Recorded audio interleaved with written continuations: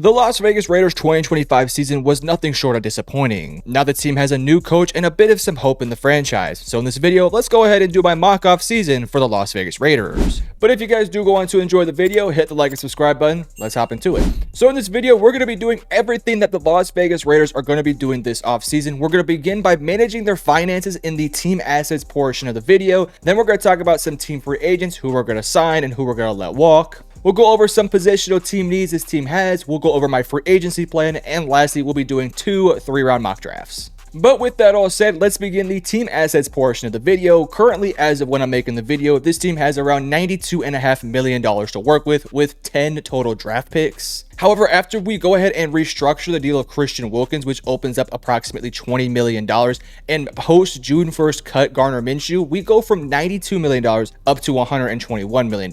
Now, why would we do those things? Well, I think restructuring Christian Wilkins does give you a little bit of some extra wiggle room to re-sign certain players and bring in some new free agents. Obviously, you still have to pay him the money. It just kind of pushes the money back. He's still young and growing, so it should be fine. When it comes to Gardner Minshew, he was just not very good in 2024. Not saying he's a bad quarterback, but I think he probably is better suited being a backup quarterback for most other teams. And for the Las Vegas Raiders, if you can open up around $9 million, you probably should do so, especially for a guy who probably won't be very good on your team next year. So again, we went from $92 million now up to $121 million. Let's move over to our next section. And that brings us to the team free agents. And well, this team has a lot of free agents they should at least reconsider bringing back. In terms of some names, this team is going to have to look to resign. You're looking at guys like Marcus Epps, Robert Spillane, John Jenkins, Cody Whitehair, Andres Pete, Trevon Moehrig, Adam Butler, Divine Diablo, Malcolm Kuntz, Kalevion Chason, Darnay Holmes, Nate Hobbs, Isaiah Polamau, Jordan Meredith, and Charles Snowden. There's also a couple other players they have to consider, but those are the big name free agents this team does have. Now, in terms of who I would personally prioritize bringing back, I'm going to begin with some secondary members that were on that list, beginning with Nate Hobbs. I'm going to bring him back on a 3-year, $33 million deal. Nate Hobbs has just been one of the most underrated and very successful nickel/slot corners in the NFL. He has just been a complete standout player within this defense, and given the fact this is kind of a defense that needs as much talent as possible, bringing back Nate Hobbs on a pretty affordable deal makes plenty of sense. Sticking to the secondary, we're going to be bringing back Trevon Moehrig on a 3-year, $27 million deal. He's another one of those underrated safety guys out there that may not get the love of like all pros or Pro Bowls, but is just super consistent and still plays at a very high level. This year was one of his better years. We'll also bring back his running mate for much of the season in Isaiah Polamau. We're going to be bringing him back on a restricted free agent tender. I don't know what he might get in free agency, but whatever it is, we'll match whatever deal it is. Sticking to the defense, we're going to be bringing back Robert Spillane on a 3-year, $24 million deal. He is a tackling machine, ridiculously reliable at the linebacker position. Isn't the greatest player in the world, but you can trust him to be solid in run defense and make some plays in coverage. So we're going to be prioritizing bringing him back as being a focal point of this defense and one of the leaders on this team. We'll also bring back Adam Butler on a 2-year, $10 million deal. He isn't like this incredible player, but he is a part of a rotation of interior defensive linemen alongside what you have in Christian Wilkins that I think you at least want to try to bring back. This year, he I think had like 6 sacks, so he isn't the greatest player. He's really bad against the run, but he is a good enough pass rusher to at least maybe bring him back on a small deal. We'll also be bringing back Malcolm Kuntz, who's kind of an interesting story. He didn't play at all in 2024 because of injuries, but prior to the injuries, he was having a breakout year in 2023 where he had 8 sacks. In some ways, Malcolm Kuntz is somebody who you want to have alongside guys like Max Crosby and Tyree Wilson for the future. So if Malcolm Kuntz goes in there and signs a 1-year, $4 million deal like I'm suggesting, I think it gives him 1 year to kind of prove what he can be for this team. And if he plays at a high level, then the Raiders will have to pay out some big bucks to keep him. Sticking to the defense, we got a lot of defensive players here. We're going to be bringing back Kalevion Chason on a 2-year, $6 million deal. Kind of had his big breakout year in 2024. His pass rushing grade was really high on PFF, and I think he also had about 6 sacks this year. He's somebody who you could have be a rotational defensive end for many, many years to come. He's somebody who I think is, at this point, somebody who makes a lot of sense to bring back because of his breakout year with the Raiders. You need to build some continuity alongside him, Tyree Wilson, Max Crosby, and some other guys. I do think that Kalevion Chason could play upwards of 300 to 400 snaps a season. More defense here, we're bringing back Divine Diablo on a 2-year, $6 million deal. He's just a really reliable player who does a lot of really good things. And the only offensive player that I'm going to be bringing bringing back is going to be Jordan Meredith on a 2-year, $10 million deal. Now, it's kind of interesting because the interior of the offensive line for Las Vegas is in a lot of ways already kind of set. You have Jackson Powers-Johnson, you have Andre James, you have Dylan Parham, but then there's also Jordan Meredith, who played a bunch of snaps this year and was maybe the best interior offensive lineman this team had this year. So it's going to be interesting to see how they actually work out this offensive line, maybe who they decide to kick out at tackle or who decides to just be a backup. I don't know how it's going to work out, but Jordan Meredith shouldn't be too expensive. I'll bring him back on a 2-year, $10 million deal. So after we re-signed all those players, we went from having $121 million now down to $73 million, which is still plenty of money to work with. But that's going to bring us to the team needs portion of the video. And yeah, this team has a lot of needs, so we're going to have a lot of work to do in free agency. Again, $73 million to work with, so we still have plenty of money to deal. The biggest need this team has is, of course, the quarterback position. Right now, Aiden O'Connell is probably their guy heading into 2025, and while I think Aiden O'Connell is a decent enough quarterback to be deserving of a job in the NFL, I don't necessarily think that he is somebody who I want to be my starter. Now, he is young and has shown some flashes, so I do think that in this weird offseason where there's not a bunch of great quarterback options, they might be forced to go with Aiden O'Connell, which I don't necessarily think is the worst case scenario, because you look at free agency and outside of Sam Darnold, who I don't even really want on this Raiders team, there is not anybody who I'm that enticed with. I know there have been some people saying, oh, Russell Wilson will match back up with Pete Carroll in Las Vegas, but I don't think that's going to happen, nor do I think this Raiders team should do that. I would much rather just prefer to be what they have in Aiden O'Connell.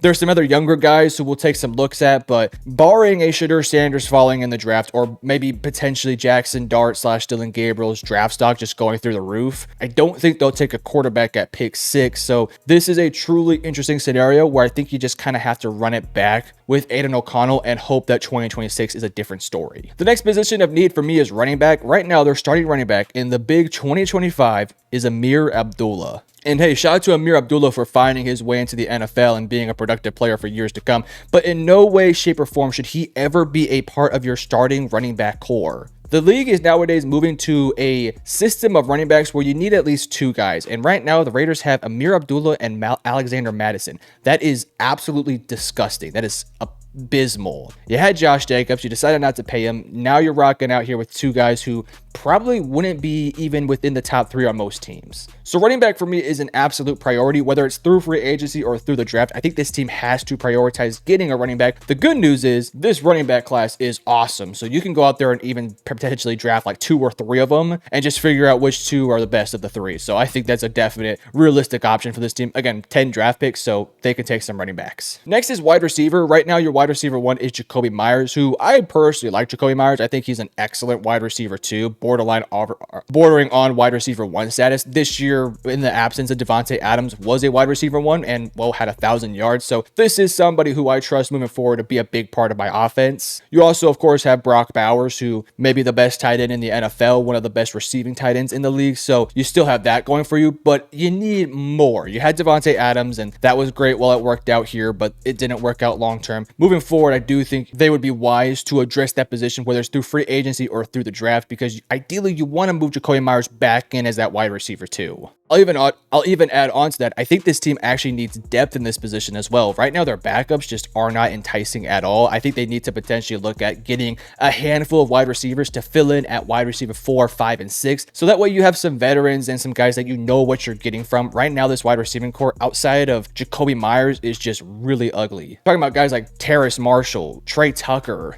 and I watch the NFL pretty consistently. I don't honestly know most of these backups. Like, I've never even heard of some of these guys. So yeah, they need to find depth in that room badly. Next is corner. I think maybe finding that true cornerback 1 would be really nice. I like their safeties, and I think there is some potential growth there. Maybe potentially you want to look to find a strong safety of the future, but I still do like what they have in the safety room. Just maybe could use a bit of an upgrade in strong safety. Nickelback or slot corner is totally fine, but you have Jack Jones on one side, and then on the other side you have Kamarian, I hope I'm saying this right, Richardson. You also have some other guys behind them who also have seen some playing time, but that second cornerback position is definitely a position that needs to be addressed. I think ideally maybe you take one at pick 6, or maybe potentially you find one in the offseason. There are some really good names out there that I think would consider Las Vegas, so getting a corner might be a bit of a priority for me. Then there's a linebacker position. Obviously, Robert Spillane is a great linebacker. You're not really looking to upgrade there. You also do have Divine Diablo, who does play like a weak side linebacker, but I think what you're really looking for is a Sam linebacker here. Right now, your starter is is Luke Masterson or Tommy Eichenberg, which, gotta be honest with you, that's kind of sucks. That's really not that good. So I think finding a linebacker who can fill in that spot is definitely something that I want to look to address. Other than that, I think most of the positional needs are just sort of depth options, which every team needs, so we're not going to go into too much detail about that. Let's now begin the free agency portion of the video. Hey guys, I just want to interrupt real quickly. I did just start a brand new YouTube channel called Metro Stories. It is a channel simply focused on NFL team stories as well as NFL player stories. If that sort of stuff does interest you, go ahead and check the pinned comment down below, as well as in the description where you will find a link to my new channel. But let's get back into the video. Now, I do want to reiterate, we have $73 million to work with, so we can go out there and get some big fish names. So we're going to be going for some big name guys. We'll also try to fill in other positions with maybe not the biggest name guys. I think the best way to start this off is by talking about who I want to bring in to compete with Aiden O'Connell for the quarterback position. I'll bring Trey Lance in on a 1-year, $5 million deal. Now, Trey Lance, I think, has been given a really poor deck of cards since he's been drafted in the NFL. He starts it off by joining San Francisco, seemingly a team that was already stacked with talent, but it was a system that just really wasn't built to develop a quarterback like Trey Lance. Like, Trey Lance needed 3 to 4 years of pure development to get to where he was always going to go, but he's just never gotten that. And ever since then, he got traded to Dallas, has been the backup to Dak and Cooper Rush, and has shown flashes here and there, but just hasn't really looked like a top 10 pick where he was drafted earlier. So I think bringing him in is a play where you give him a chance to prove himself without the pressure of actually being the starting quarterback. If he goes out there during training camps and lights it up and looks 10 times better than Aiden O'Connell, fantastic. If he goes out there in preseason and the regular season and just something clicks within him and he just dominates, awesome. You have your quarterback of the future, and it cost you $4 million to get him in the first place. But the more realistic option is that he isn't very good and you just rock with Aiden O'Connell in 2025. Again, there are really no options out there this year, especially when you don't have a top 3 pick. They're probably not going to get one of the top quarterbacks in the draft. Maybe they draft a Jackson Dart or Dylan Gabriel or Quinn Ewers in the 2nd or 3rd round. That's a possibility, but I don't think it's a great possibility. I think by bringing Trey Lance in, you have at least a backup quarterback who potentially could get the starting job. He also does give you something in the running game, which this team hasn't really had in a long time. So getting somebody like that, to me, does make a little bit of sense. It's not a big long-term financial commitment either. So if it doesn't work out in 2025, you just let him go in 2026. So that's going to be my temporary answer for the quarterback position. I know it's not a pretty sexy one, but there's just no options this year. And there's so many teams that are going to be going for guys like Sam Darnold, Shador, Cam Ward, and you name it, there's going to be guys going after them. And I'm not wasting pick 6 on Jackson Dart or Dylan Gabriel, so I'll just throw that out there. But sticking to the offense, we talked about wide receiver earlier, and I think there is a awesome name out there who I don't know if he'll sign with this team, but because it's my video, I'm going to do it anyways. We're going to be bringing in Chris Godwin on a 3-year, $66 million deal. Now, yes, he is coming off a pretty bad injury where you don't really know what his future looks like, but if he returns to form, which I do think he will, and he's not somebody that is necessarily crazy athletic to begin with, so even if his athleticism is a little bit taken back, it's not going to hurt his game all that much. Bringing in Chris Godwin, you get somebody that can play every single position in the wide receiving core. He can play inside in the slot. He can play on the outside. He can do this and that. He's not an explosive athlete, which you really don't need because Trey Tucker can be that guy who can really spread the field with his speed. You also do have Jacoby Myers and Brock Bowers. Bringing in Chris Godwin would be, I think, a really good fit for this offense. He is trustworthy, sure hands, great route runner, incredibly intelligent, and if he builds a connection with a quarterback like Aiden O'Connell, he can make Aiden O'Connell look very, very good.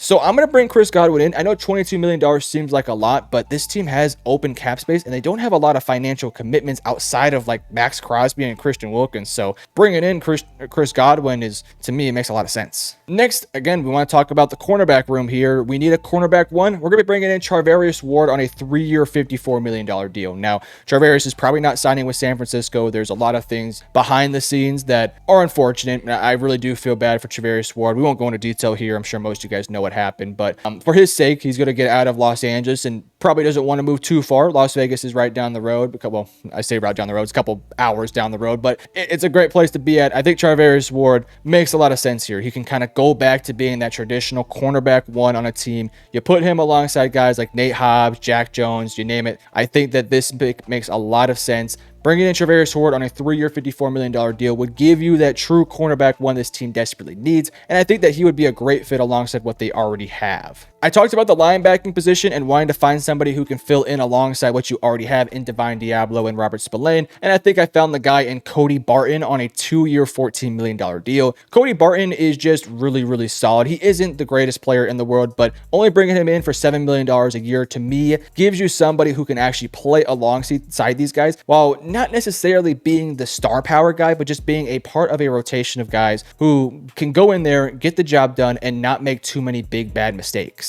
He's good in run defense. He's good in coverage. I think he's just a really solid player that has plenty of experience in this league, and he isn't going to cost you a ton. We're going to be bringing in Calais Campbell on a 1-year, $8 million deal. This is something that I added in last second because I just love Calais Campbell. Calais Campbell is about 40 years old, but still playing incredibly good football. You can make the argument that he had one of his best years of his career last year, and if he can continue to translate that game next year into Las Vegas, you put him alongside Christian Wilkins and John Jenkins and Adam Butler, that interior defensive line group would be straight up nasty. He's good in, I mean, the dude can pass rush still, which is ridiculous for somebody his age, but he's even better in run defense. This is a defense last year that wasn't necessarily bad against the run, but definitely could use some guys who can help inside against the run. Calais Campbell would give you that guy. He is massive. He's still incredible for his age. It isn't a long-term commitment. It's kind of a 1-year play while you look to find somebody in the future, potentially in the draft. Getting Calais Campbell to me just makes so much sense, and it's only for 1 year, $8 million. I think it would be a excellent pickup for them. Then the last player we're going to be bringing in that's at least of note is going to be AJ Dillon on a 1-year, $3 million deal. I want to find a true running back 1 in the draft, but AJ Dillon could be that number 2/3 guy who is more of your bruiser style. I feel like he has been really good for Green Bay since entering into the NFL. Has dealt with injuries lately, but is somebody who I trust to pound the rock on 4th and 1. 4th and inches, you want to hand it off, give the ball to AJ Dillon.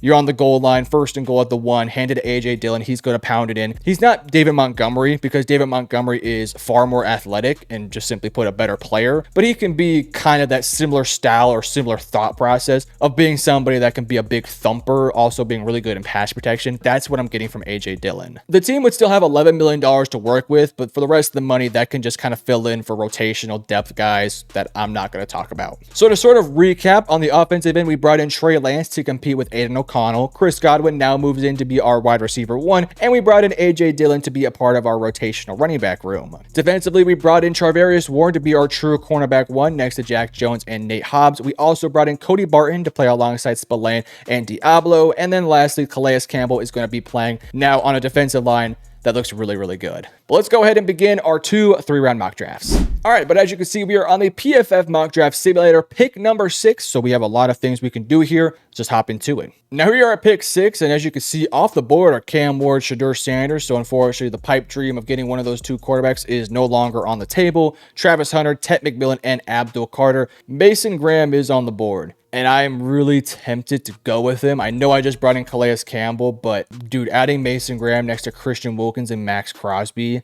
I mean, that is unbelievably tempting and a possibility here, but this team still has positional needs that I think might be a bit more important than finding that interior defensive lineman. I know I might get cooked in the comment section, and I probably should. Just know I am seriously considering taking Mason Graham, but I don't think I'm going to. I also don't think he'll be on the board. I have a feeling New England would probably take him, or Jacksonville. But God, if he's on the board like he is here, I am so tempted to take him. Some other names I am considering are guys like Ashton Jeanty, obviously getting your true running back 1, who I think is the best running back by far in this draft class. Makes a ton of sense. I would also consider Will Johnson here. I don't necessarily love the pick at 6. I feel like that's a tad bit early. He's somebody who I think is a great player, had a really good 2023 season. 2024 wasn't as good, but it felt like the entirety of Michigan kind of took a step back outside of Mason Graham, unfortunately. Luther Burden is also on the board here. You could even go offensive line. Probably not going to do here. I think I might go Mason Graham. I in my initial plans, I was going to take Ashton Jeanty, but Mason Graham fell to me, and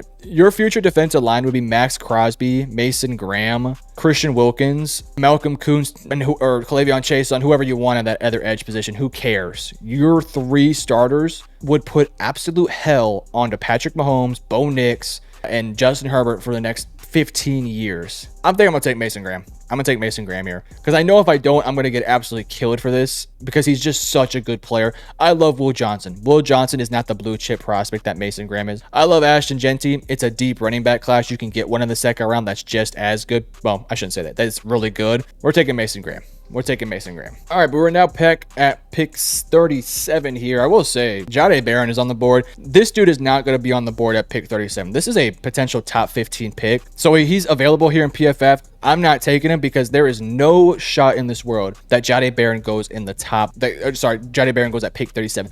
Just not happening. Jahdae Barron is a fantastic player. If he was available at pick 37, I would run my ass there. Like, the Jacksonville Jaguars took Darian Porter over Jahdae Barron. That's just not happening. Siobhan Revel, Trey Amos over Jahdae Barron. It's just not happening. You'd have a better chance of getting those three guys at pick 37. We need a running back, though. Cam Scatterbo, Dylan Sampsey, Caleb Johnson, Travion Henderson, Quinshawn Judkins. I love all of those guys. But I would definitely lean towards Caleb Johnson here. Caleb Johnson is he's just really solid. He's just an incredible running back who I think can be a running back one for most teams. And I do think Las Vegas has the offensive line to really help a guy like Caleb Johnson out. I'll also throw Travion Henderson is really good as well. They do have 2 third-round picks, so we at least have to consider that. But it's a pretty deep cornerback class, although I will say maybe I go corner here because outside of, again, no Jahdae Barron here, we're not picking him here. It's just not realistic. I like Maxwell Hairston and I like Azariah Thomas, but the rest of them might feel like a bit of a reach here. I mean, Kobe Bryant has been pretty good. I'm tempted to go corner now and then take the running back next. But I think we'll go running back. We'll stick with running back. I think we're going to take Caleb Johnson here. We'll take Caleb Johnson. Next, I wanted to look at potentially adding something in the wide receiving core or in the safety room. Right now, our safety duo would be Paolo Mao and Trevon Moehrig, who I feel okay with, but I would like to find an upgrade in strong safety. Now, Nick Emanwari, kind of similar to Jahdae Barron, is not going to be available in the 3rd round. At least I would be totally stunned if he was available. If he is available here, kind of similar to Jahdae Barron, you run in the card and take this pick. This dude is unbelievably good, can play in the box, can play deep safety. He ain't going to be available though. If he's available, come back to this video and absolutely roast the crap out of me. He ain't going to be available. We're going to take Lathan Ransom here because he probably will be available. Plays deep, 490 snaps deep, but also can play in the box as well, 226. You're going to be kind of flipping those guys, whether one's playing strong, one plays free. You kind of just have the flexibility. I'm going to go ahead and take Lathan Ransom. Again, Nick Emanwari, I repeat, will not be available in pick 68. I'm not taking him here because PFF just has no clue what they're talking about when it comes to ranking him 86th overall. I don't know if it's been updated or not. This dude is fantastic. He's going probably in the first 2 rounds. He's not going to be available in the 3rd round. If he is, you take Nick Emanwari. We'll take Lathan Ransom though. And then our last 4th round pick, I see Quinshawn Judkins here, and that makes me a little tingly, but I'm not going to take him here because we just took the running back earlier. I'm going to look at wide receiver, and I love the names that are available here. Isaiah Bond gives you that speed element that maybe this team is kind of lacking right now. So does Tej Johnson, but Tej Johnson is just a bit more of a complete player right now than Isaiah Bond. Bond has a lot of work to do. He's a little bit bigger and better size than Tej Johnson, and I think Isaiah Bond might be better in contested catches, but he had some drop issues this year for Texas, consistency issues. The route running wasn't very good this year. I feel like I'm getting that with Tej Johnson. The only issue with Tej, 165 pounds, and I think he actually weighed in less than that. This dude is probably about 150, and he's not somebody that I think is going to be able to add frame or add size to his frame. Like, he's going to be stuck at probably 150, 165, maybe 170 at best. But you already have your good big size guys. I think we'll take Tej Johnson here. Trey Harris is a good player as well, but I don't think his play style is what we necessarily need. We need somebody with speed, and Bond and Tej Johnson are there, but we'll take Tej Johnson in this scenario. All right, so our first mock draft is over with. I will say I had no intention of taking Mason Graham here, so this was kind of a fun experiment. Next one, let's go ahead and consider taking Ashton Jeanty. All right, so here we are now at pick 6 again, 2nd mock draft. Again, the quarterbacks are off the board, and we're in the exact same scenario as the first mock draft. Let me just tell you guys, Mason Graham is not going to be probably available here. Ted McMillan has a better chance of being available, so I'm going to go ahead and just take Ashton Jeanty. Ashton Jeanty is the best running back in this class. He's going to be a generational running back, and we've seen guys like Saquon Barkley, Derrick Henry, basically, I don't want to say carry, especially in the case of Derrick Henry, but we've seen Saquon Barkley kind of carry that Eagles team all the way down to a Super Bowl, so taking Ashton Jeanty, I think, is a big step forward for this offense. All right, we are now back up at pick 37, and Trey Amos is still available, and I really like that. We can also even look at potentially wide receiver here. Jack Betch, his draft stock has really been improving. I'm a big fan of Jaden Higgins, but Jack Betch kind of similar to Chris Godwin in some ways. Alec Amador has the size. element, but I think we'll take Trey Amos here. Really solid corner, had a kind of a breakout year in 2024. Had a good year in 2023, but 2024 was a really good year as well. Can play corner, can play a little bit of box safety, but we're going to take good old Trey Amos here to add side, to add something to our cornerback room alongside Travarius Ward, Jack Jones, Nate Hobbs. Potentially could be a starter for this team moving forward. Okay, we talked about safety a little bit earlier and trying to find somebody who can play inside the box and be that guy again. Nicky Manwari is on the board again, but we're not going to take him. I'm tempted to take Kevin Winston here. And dealt with injuries this year, but 2024, I mean, he was an excellent player for them. It's just unfortunate he had the big time injury this year. Again, we took Lathan Ransom last time. We could go Sebastian Castro. Andrew Makuba is probably more of a deep safety guy, so just pretend that Nicky Manwari is off the board here because I don't think he'll be available just like we did last time. We'll take Kevin Winston. 2023 season was incredible. Unfortunately, 2024 dealt with injuries, but can play that box safety for us moving forward. And we're back up here, and I think this time we're going to look at interior defensive lines, and we've already addressed the running back room. We've already addressed the cornerback. We've already addressed safety. We're going to go ahead and take the interior defensive line to add another body in that room. Ideally, somebody who's great against the run, and there's some names I really like here, especially Alfred Collins. This dude gives you the upside of being somebody that can be fantastic in this league. He's a decent pass rusher with great size, very good against the run, had a breakout year for Texas, is somebody who can step in right away and you know what you're getting from him. Deion Walker's a better run stuffer, or arguably a better run stuffer, but pass rushing wise doesn't give you as much as Alfred Collins. We'll take Alfred Collins here, who a little bit of a surprise he was available that late. All right, but here we are. This is our second of our 2 PFF mock drafts: Ashton Jeanty, Trey Amos, Kevin Winston, and Alfred Collins. But you guys let me know in the comment section below, what are your thoughts on my Las Vegas Raiders offseason plan? And if you enjoyed the video, hit the like and subscribe button. Love you guys. Peace.